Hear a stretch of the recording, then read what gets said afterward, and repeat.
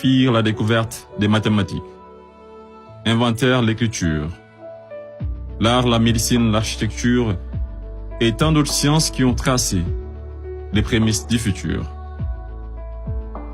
Ils vivaient tous libres et épanouis, jusqu'au jour où la malédiction frappa la reine de plein fouet.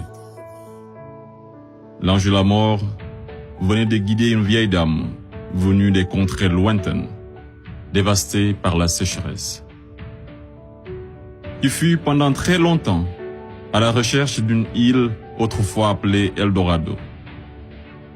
Elle parvint enfin à déposer ses valises aux portes de cette île aux multiples trésors cachés, accompagnée de ses enfants les plus assoiffés, puis songea à construire un cheval de Troie qui sera offert en signe d'amitié, et lui fit don également de nombreux présents, parmi lesquels une boîte de Pandore.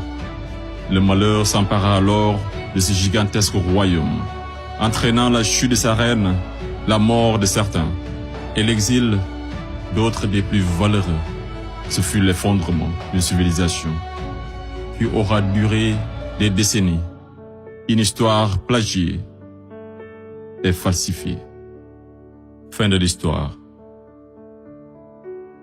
Monsieur le Président, je mesure combien il est difficile pour un jeune avocat d'Afrique, sans aucune expérience et qui n'a nulle connaissance des affaires géopolitiques, de plaider pour la mère Afrique contre l'une des mafias les plus dangereuses au monde, la France-Afrique. Cependant, quoique trop inférieur à mes adversaires, j'ose espérer que je serai tout de même en mesure de vous exposer clairement les faits, afin que vous n'ignoriez aucune partie de l'objet sur lequel vous êtes appelés à vous prononcer. Je vous prie alors de m'écouter avec bienveillance. Mesdames, Messieurs les jurés, vous n'êtes pas sans savoir que l'Afrique a été réduite à 400 ans d'esclavage, à 250 ans de colonisation. Et aujourd'hui encore, l'Afrique est sous la domination de ces délinquants, ces va-t-en-guerre, criminels en col blanc, ces salauds et mafieux de la pire espèce. Objection! Objection rejetée. Modérez votre langage. Désolé, Monsieur le Président. Le plus grand mal de l'Afrique, je n'ai pas peur de le dire, c'est les multinationales françaises, telles qu'Areva, Bouygues, Bolloré, Total et consorts, qui se cachent souvent derrière les dirigeants français, dont elles financent les campagnes. Et en contrepartie, ces derniers sont tenus de mettre la pression sur certains dirigeants africains, qui, de peur de finir comme Thomas Sankara, ou un Sylvanus Olympio, ou encore au Muammar Kadhafi, pour ne citer que cela, se voient contraints de leur accorder le plus gros marché, sans passer par aucun appel d'offres, sans oublier toutes les mallettes d'argent qui sont envoyées en direction de l'Élysée, pendant que les pauvres Africains crèvent de faim dans les quartiers délabrés. Et on s'étonne de voir de jeunes Africains désespérés s'embarquer sur le navire de fortune à la quête d'une vie meilleure.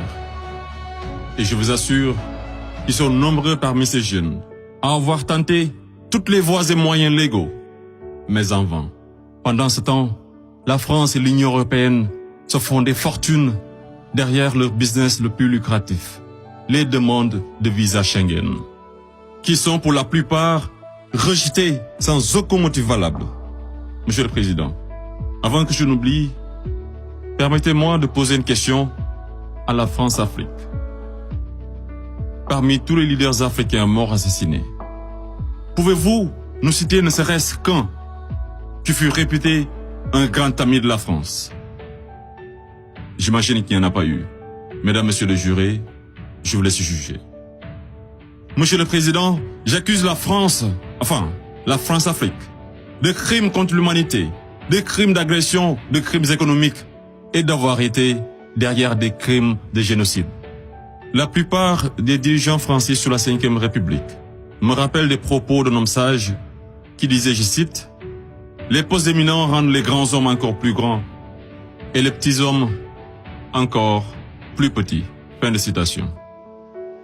Et le pire d'entre eux, c'est ce nain assassin de Sarko, ce trafiquant d'influence, connu pour sa mégalomanie, l'homme aux scandales multiples, Bettencourt, Tapi, Kadhafi et j'en passe, ce criminel contre l'humanité, toujours en liberté, qui se la coule douce derrière les mélodies de la brune, alors que sa place se trouve à la haie. Vous lui direz que malgré tous ces mensonges, avec la complicité de certains médias, que le monde entier, et les Africains en particulier, connaissent toute la vérité sur les véritables raisons de l'assassinat de Kadhafi, sous les applaudissements de Bernard-Henri Lévy, et sur la chute orchestrée de Laurent Gbagbo, qui aurait commis un crime de lèse-majesté en voulant tout simplement ouvrir son pays à la concurrence internationale, en exprimant aussi sa volonté d'établir un rapport d'égal à égal avec la France, et en souhaitant revoir le contrat qui liait son pays à l'entreprise Bouygues. Bouygues, du fameux Martin Bouygues, un ami intime de Sarko, par ailleurs parrain de son fils du nom de lui, tous les deux impliqués dans le conflit ivoirien. Ce n'est pas un hasard. Mesdames, Messieurs les jurés, ai-je besoin d'en rajouter un mot pour que vous compreniez ce jeu d'échecs qui se joue sur le dos de pauvres Africains, alors qu'ils doivent tout à l'Afrique? C'est grâce aux Africains que vous avez une république que vous appelez la France. C'est grâce aux Africains que vous êtes enrichis. C'est grâce aux Africains que vous avez aujourd'hui votre statut de 5e puissance mondiale avec un droit de veto au sein de l'ONU. Et c'est encore grâce aux Africains que vous avez 2 Coupes du Monde à votre compteur. Qu'attendez-vous encore des Africains? Qu'on vous ramène la Lune? Ayez au moins un peu de décence et respectez les Africains, surtout les Noirs et les Arabes qui vivent en France. Monsieur le Président, je voudrais par ailleurs, et si vous me permettez de parler brièvement de la Cour pénale internationale. Il est un proverbe qui dit « Dis-moi qui tu fréquentes et je te dirai qui tu es ». Je propose de jeter un coup d'œil sur le profil des procureurs de la CPI. Commençons par l'actuel procureur de la CPI, une dame que je respecte pour 2 raisons. Pour son courage, pour avoir prouvé qu'être une femme et noire ne saurait être un obstacle à la réussite sociale, que la femme noire était capable de s'imposer partout et devant n'importe qui, et pour son combat pour la défense des droits des femmes. Mais devrions-nous faire semblant d'oublier qu'elle fut procureure générale, proche collaboratrice et conseillère juridique du président, et ministre sous l'une des pires dictatures de l'histoire de l'Afrique, sans jamais démissionner? N'est-elle pas comptable de ce régime?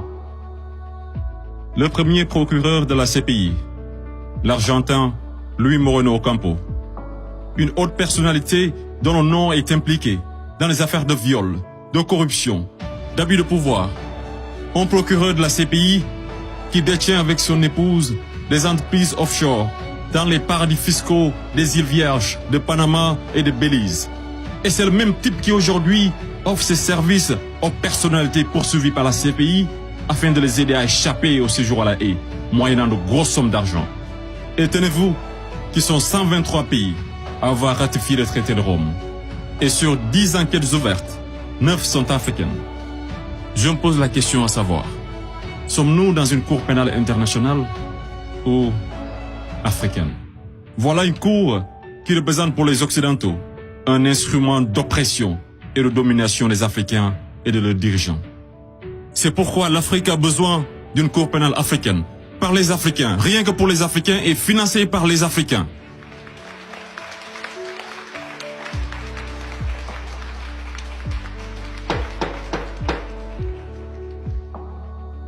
Monsieur le Président, je ne suis qu'un jeune ignorant qui ne prétend point détenir toute la vérité. C'est pourquoi je vous apporte des documents qui vous permettront d'y voir un peu plus clair.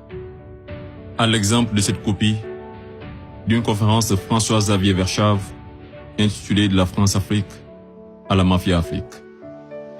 Je salue également le courage de ces hommes et femmes de valeur qui osent lever leur voix pour défendre les intérêts de l'Afrique. Je pense au grand Kémy Séba avec l'ONG Urgence panafricaine. Je pense également à notre frère Claudie, à Fatou Diom, au grand Youssou N'Dour, à notre maman Angélique Kidjo, et d'autres artistes des plus engagés, comme comme Alpha Blondy et Tiken Jah Fakoly, pour ne citer que cela. Sans oublier toutes ces personnalités qui œuvrent pour la promotion des jeunes et des femmes, à l'égard du docteur Anta Sané et bien d'autres femmes de valeur. Monsieur le Président, loin de moi l'idée de proliférer des menaces. Mais si par malheur, la France-Afrique est aujourd'hui acquittée, sachez que la jeunesse africaine l'obligera à quitter. Elle se mobilisera davantage et réunira toutes ses forces vives, hommes et femmes de valeur, sans exception d'âge. Intellectuels, sportifs de haut niveau, artistes de renommée internationale et sympathisants de l'Afrique. Et tous mèneront une campagne dévastatrice par tous les moyens pacifiques afin de dégager un par un ces bénéwiwi, présidents marionnettes de la France-Afrique, en faveur de vrais leaders panafricains véridiques qui auront le courage de mettre fin à la domination de cette mafia et qui décideront de la fin de la plus grosse arnaque de l'histoire, le franc CFA.